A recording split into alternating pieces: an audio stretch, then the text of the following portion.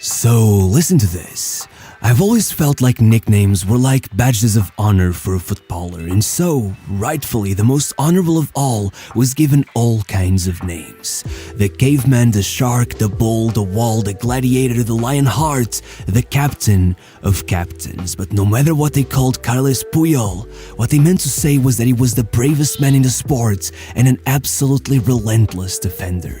While most players these days get all worked up over the smallest hit to their faces, worried they're gonna lose out on a modeling gig or a multi-million-dollar ad campaign, Puyol did not care. As Franco Baresi, another of the all-time greatest, once said, Puyol would put his head where the other players wouldn't dare put their feet. And he meant that literally. We're talking about the kind of guy who saw Roberto Carlos lining up for a shot, and no matter how many legends about his power Puyol had heard, he cleared the ball off the goal line with his face. It's no wonder that among the 36 injuries Puyol suffered throughout his career, you can find a fractured eye socket, a broken nose, and a broken cheekbone. Puyol was a selfless leader, one who never thought twice about putting his body on the line so his teammates didn't have to. As he said it himself, "The players around me, they are the superstars. I don't have Romário's technique, Overmar's pace, or Kluivert's strength, but I work harder than the others. I'm like the student who isn't the smartest but works twice as hard and comes out on top in the end." And those are the same words he lived by since he was a child. The average Barcelona star gets put into La Masia at the age of 10 and they grow up with a personalized coach and diet, every tool they could possibly ever need, being told they're wonder kids, that one day they'll become superstars.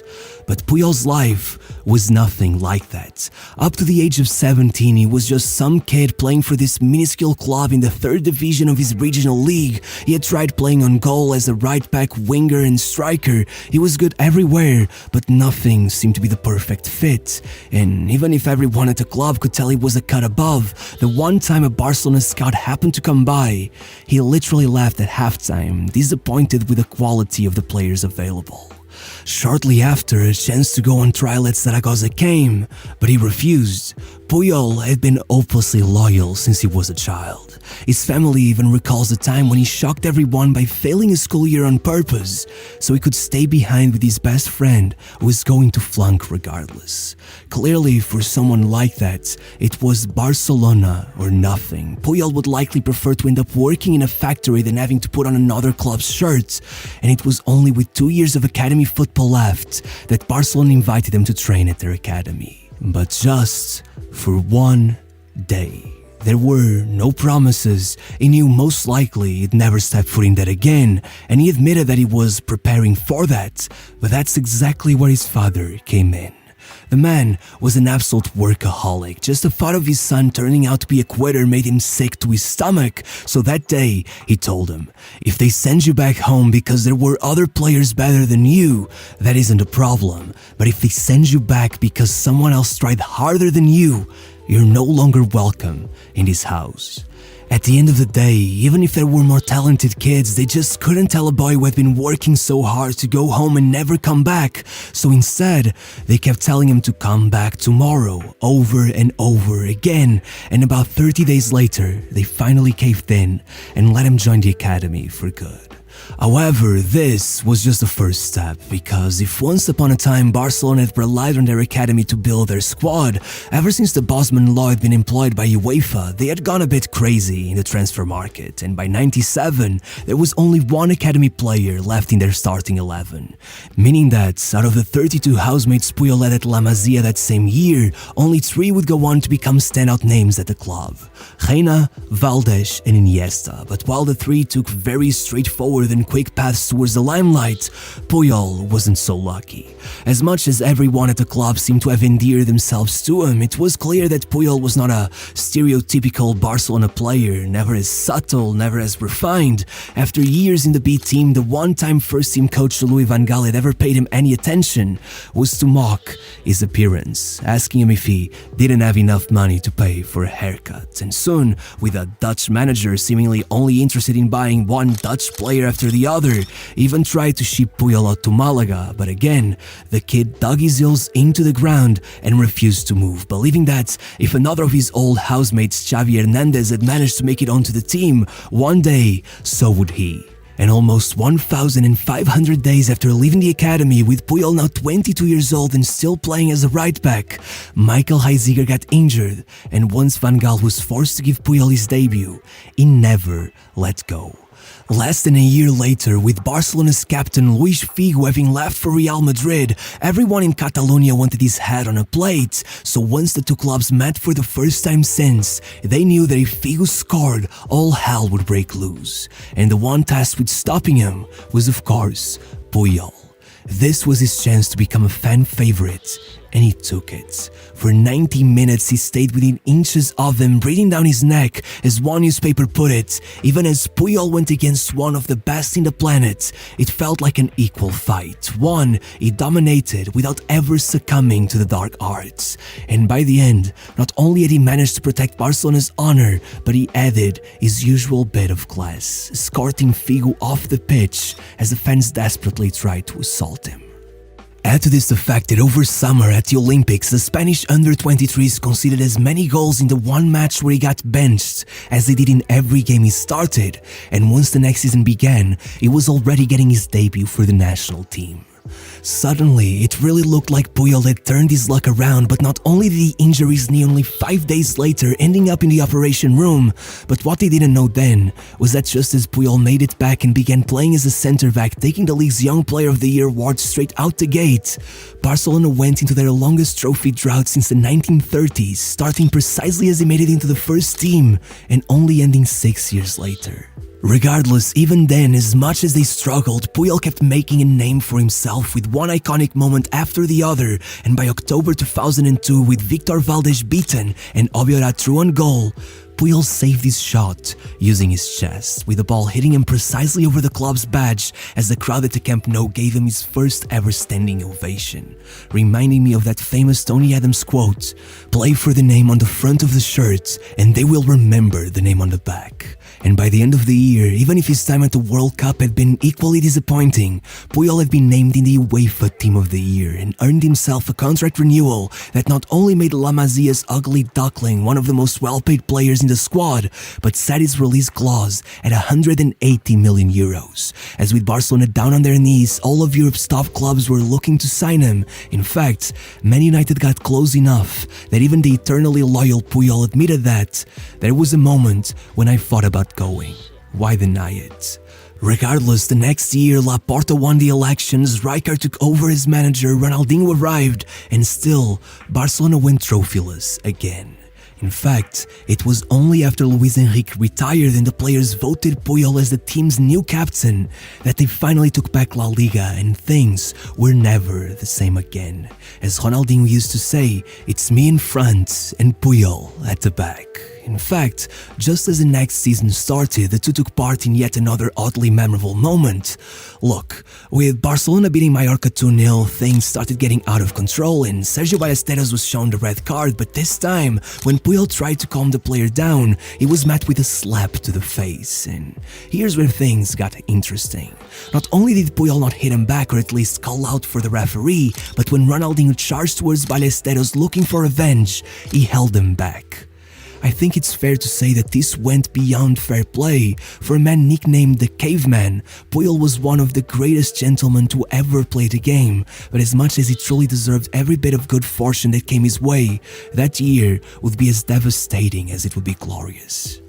When asked about the 2006 Champions League final, most Barcelona players will be grinning from ear to ear, but for Puyol, the memory of that day became one of the most bittersweet of his life. Having already taken another league title, the Champions League final seemed bound to be his crowning moment, and so, thinking back to how maybe he would have never been there had it not been for the words of his father 10 years before, he talked him into coming up to Paris to watch the final. The man, being a workaholic with a special distaste for big crowds, had never even come to watch his son from the stands. That was the very first time, and even then, it only happened because Puyol got him an early flight that would make sure he was back at work at 8 a.m. him. But even though that day all went well, even though he watched from above as his son lifted the Champions League trophy and was named the best defender in Europe, that would also be the last time he would ever be there to watch him. Only a few months later, Josep Puyol passed away in an accident at work, and though Carles would be back on the pitch soon enough, that loss broke him. Over summer, even if he did set up one of the goals of the tournament, Spain was swiftly knocked out of the World Cup, and once the club season got going, things at Barcelona got pretty bad pretty quick. Eto'o and Ronaldinho got into a locker room feud, and before you knew it, they were insisting that only one of them could stay at the club. And of course, even with everything going on in his personal life, Puyol was the only one who put in the time to talk to both and figure out what happened. And the next training session, with the cameras ready to shoot the moment the two clashed, once they arrived, they were all smiles.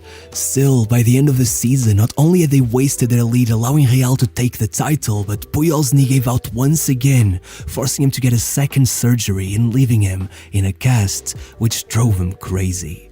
Whether he realized it or not, Puyol had been using football as a way to drown out his own feelings ever since his father had passed, and once they took that from him, things got tough. So tough that 70 days later, against doctor's orders, he ripped off the cast and went back to training. As he would say, football was my only cure, my support. And 1 year later, even if things had gotten bad enough at Barcelona that Rijkaard was given the boot, then, over summer, Spain won the Euros. And let me tell you, the reason his country was finally able to break past their image as the eternal underachievers following 44 trophyless years wasn't that their attack was so prodigious, but really that their defense was an absolute fortress, not conceding a single goal throughout the entire knockout stage. And almost unanimously, Puyol was seen as their leader, not just the best defender in the tournament, but in the world. And if anyone disagreed with that opinion, then he made it a matter of fact. You see, the moment Guardiola arrived at the club, he brought with him Gerard Piqué, a handsome poster boy born rich right there in the city in a family tied to the club. In other words, the opposite of Puyol. As one newspaper put it, they were the beauty and the beast. And maybe whoever said that was a visionary, because no matter how unlikely that partnership looked, in the end, it really was a fairy tale. They complemented each other. If Piqué was known for drifting off mid-match, Puyol would never allow that. As Piqué himself told the press, "One time we were winning 4-0 and the game had come to a stop. Someone was getting picked up on a stretcher or something, and even then, he was shouting instructions at me. I told him to relax and he responded, 'So what? Focus. I know you.'" And well, by the end of that first season, they had won the Champions League. Again, only one goal had been conceded from the quarterfinals onwards, and Puyol had matched his idol Maldini as the only ever player to lift two of those trophies as captain, and the success wouldn't end there. Then, they doubled down, or I guess sextupled down, becoming the first ever club to conquer all 6 available trophies in a single year. They were the best team in history, and with most of them getting a call-up, it was time for the 2010 World Cup. And again, it was the defense that carried this team. With 4 goals in 4 knockout stage matches, the only way for Spain to take that trophy would be for their backline to remain completely immaculate, and so that was exactly what they achieved. Not a single goal was conceded, and still, Puyol's most memorable moment was not a tackle or a goal line clearance. No. Instead, on top of all he had already done, when Spain found themselves struggling against Germany, needing a miracle to seal their place in the final, Xavi whipped in a corner, and in the words of Piqué, "I was trying to get to the ball as well, but then it was like an airplane had flown right past me."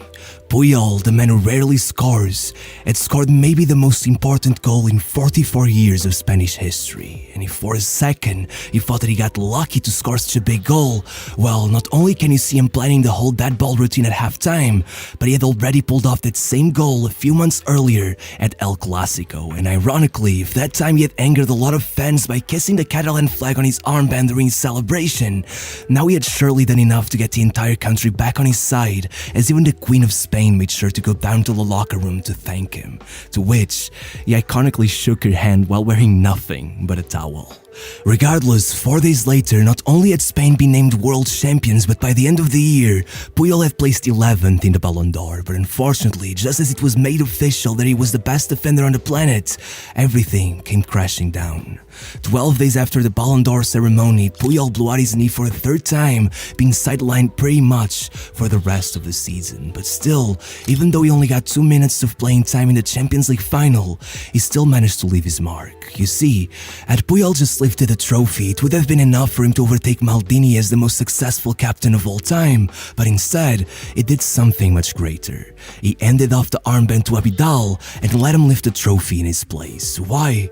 Because Abidal had just beaten cancer. As Puyol would explain it himself, I truly believe that was my greatest moment in football. It's hard to explain, but for what it meant, for how hard he had fought, he deserved it the most. Had destiny been as kind to Puyol as he was to everyone around him on his worst day, he would probably have been there to win the Euros once more alongside his countrymen. But unfortunately, his surgery did not buy him enough time, and his knee did not survive nearly long enough. But no matter what, as he desperately tried to put off a 4th surgery, he still managed to leave the world in awe of his leadership skills one final time. Right in the middle of El Clasico hell, Piqué was hit with a lighter that had been thrown from the stands. But if the young man insisted on trying to show the murder weapon to the referee, Puyol did not have time for any nonsense. He took it off his hand, threw it beyond the goal line, and told him to focus on the game. 6 matches later, the fabled 4th surgery became unavoidable, and though he still tried to come back for one more season, it quickly became clear that he was not capable of giving the team his best like his father had always demanded of him, and in his final moment of honor, refusing to milk the club of his heart for money, he terminated his contract on the spot, called up a press conference, announced his retirement, and left. No fuss, nothing. All he ever wanted was to be a mere servant of the club. But as Piqué would say, I find it amusing when they talk of signing the new Puyol. They can look all they want, but they'll never find it. You were our guardian angel, unique, one of a kind.